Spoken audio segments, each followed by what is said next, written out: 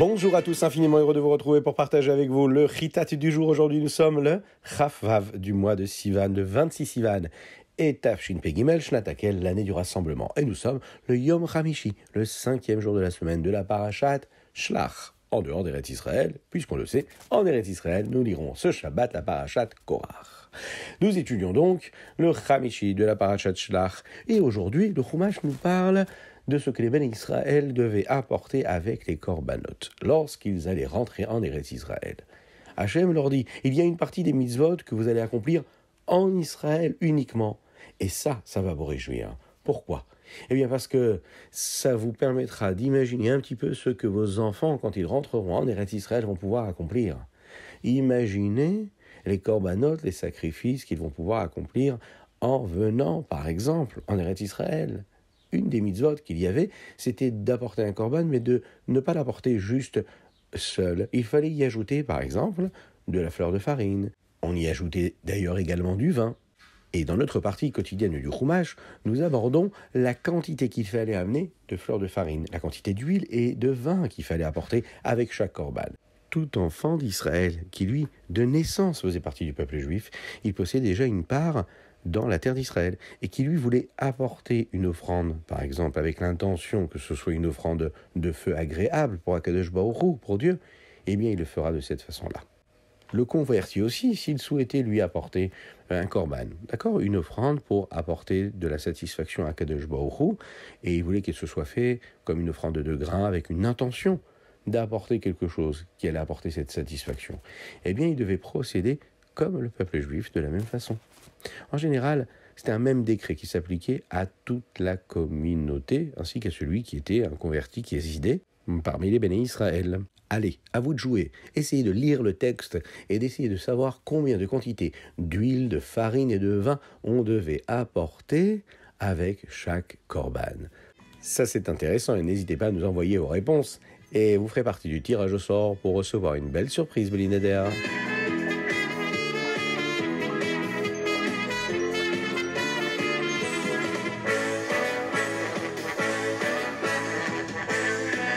Et nous passons tout de suite au Teilim. Aujourd'hui, nous sommes le Chaf Vav, le 26 du mois de... Eh bien, le mois de Sivan. Et nous lisons la deuxième partie du chapitre Kuf Yutet, le 119. Est-ce que vous savez que dans ce chapitre, qui est le plus long de tous les chapitres de Teilim, il y a 176 versets. Maintenant, si je vous demande quelle est la paracha la plus longue de tout le Chumash, eh bien, c'est la parashat Nasso que nous venons de lire il y a quelques semaines. Elle contient exactement 176 psukim. Maintenant, si je vous demande quelle est la Masechet, le traité du Talmud de la Gemara qui est le plus long, eh bien, c'est la Masechet Baba Batra. Et il y a également 176 dapim, 176 pages. Cela nous montre comment ce même chiffre apparaît dans les Teilim, dans le Chumash, mais aussi dans la Gemara, qu'il y a un lien, vous l'imaginez bien, entre les trois. Avant le commencement de ces différents livres que le Rambam Maïmonide va écrire, il va à chaque fois donner un verset qui provient du chapitre Kuf Yutet 119 des Teilim.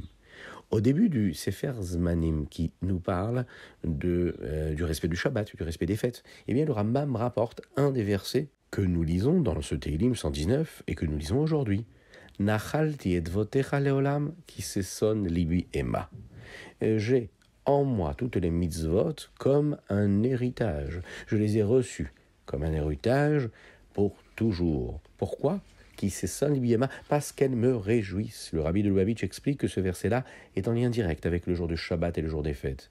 Le Rambam nous dit que si on aime le Shabbat, si on pense au Shabbat tous les jours de la semaine, et on se demande comment est-ce qu'on va vivre mieux le Shabbat, dans de meilleures conditions, avec une meilleure joie, eh bien la mitzvah, en fait, elle est en fait éternelle chez nous, et non pas seulement le jour de Shabbat, puisque déjà pendant toute la semaine, on est déjà investi, et on s'intéresse à ce Shabbat que nous allons vivre. Cela nous apprend combien il faut aimer les fêtes que Dieu nous a données. Parce qu'en fait, à chaque fois qu'on aime une mitzvah, eh bien, l'amour que nous portons pour cette mitzvah nous accompagne à chaque moment de notre vie. Vous savez que à la fin de la tefila du Shemona Esrei, on a tous l'habitude de dire un verset dans lequel il y a une première et dernière lettre qui correspond à notre prénom. Si par exemple vous avez 2 ou 3 prénoms, eh bien, il faut trouver un Téhilim, un verset de Téhilim qui correspond au début et à la fin de votre prénom. Première lettre, dernière lettre. Aujourd'hui, par exemple, ceux qui s'appellent Nehemia, les garçons, ou bien les filles Nechama, ont la possibilité de lire ce verset, puisqu'il commence par Nachalti avec un Nun et il termine avec le mot Emma, qui est un E en fin de mot. Et voilà donc l'explication de notre Téhilim du jour.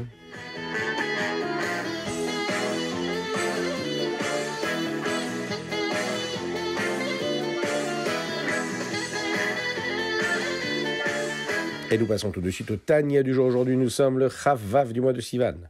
Nous sommes toujours dans le Shahar HaEchud VeHaEmuna. On va servir Dieu comme il faut, on va comprendre ce qu'Hachem fait à travers sa création. Hachem a donné des forces à l'âme et il les a données pour qu'on puisse nous aussi comprendre comment est-ce que Dieu fonctionne, si on peut s'exprimer ainsi. Les forces de l'âme sont l'expression même des forces d'Hachem. Prenons un exemple. De la même manière qu'avec notre intellect, on peut comprendre des choses et les savoir, eh bien Hachem sait chaque chose qui existe dans le monde avec sa chorma. C'est ce qui nous donne donc la possibilité de recevoir ce que nous recevons à travers le Sovev Kol Almin, cette énergie qui entoure tout le monde de manière égale.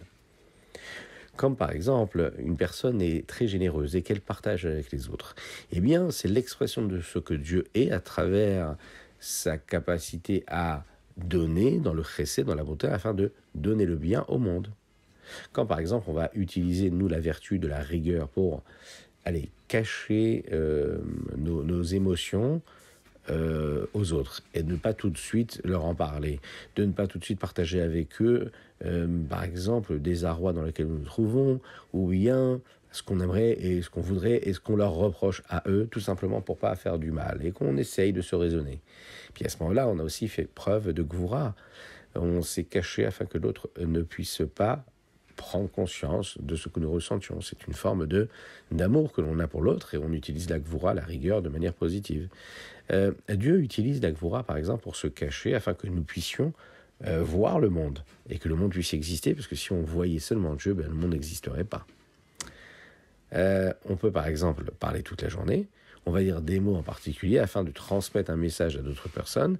Et bien Hachem, c'est pareil, il a une force qui est infinie, mais il va utiliser des mots en particulier, et en l'occurrence ici les 10 paroles, les Asava Mavarot, les 10 paroles avec lesquelles le monde a été créé, afin de s'assurer que chaque partie du monde puisse être vue comme nous sommes capables de le voir. Maintenant, tous les exemples, Tania nous dit qu'on essaierait de donner, ne peuvent pas réellement coller vraiment à ce que Dieu est. Ils peuvent nous aider à comprendre ce que Dieu est. Kadosh Baruch Hu, il est, il a été, il sera toujours le même. Et nous, on perçoit petit à petit ce qu'il est à travers son infini.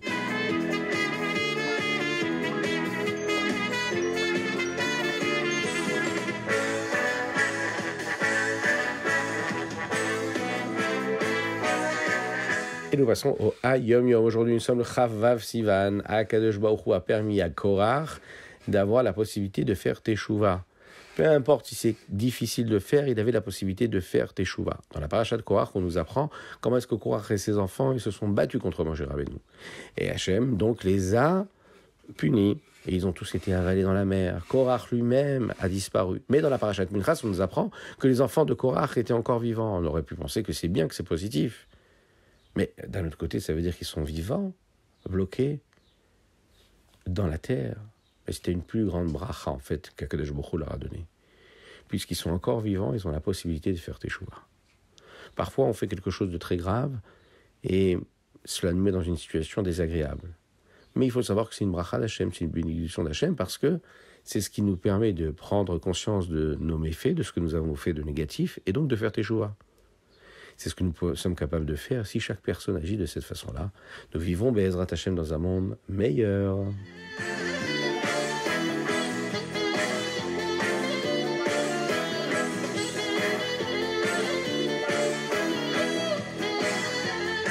Et nous passons au Rambam Maïmonide du jour. Aujourd'hui, nous apprenons les lois qui concernent le Hametz et la Matzah, chapitres 2, 3 et 4.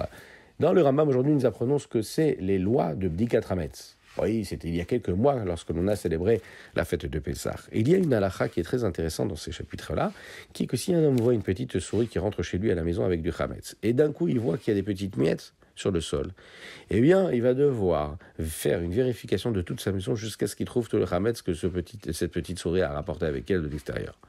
Pourquoi ?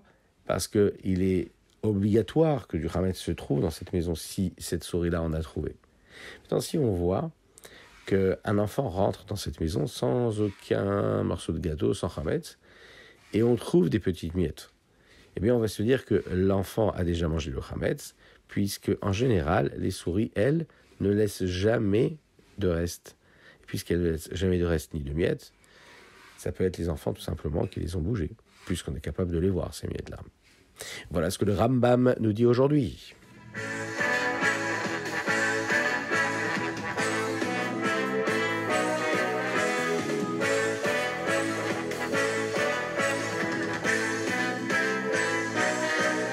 C'était le Chitat du jour. J'espère que vous avez passé un bon moment. N'hésitez pas à le partager avec vos amis, c'est important, c'est ce qui nous permet de diffuser encore et toujours la Torah.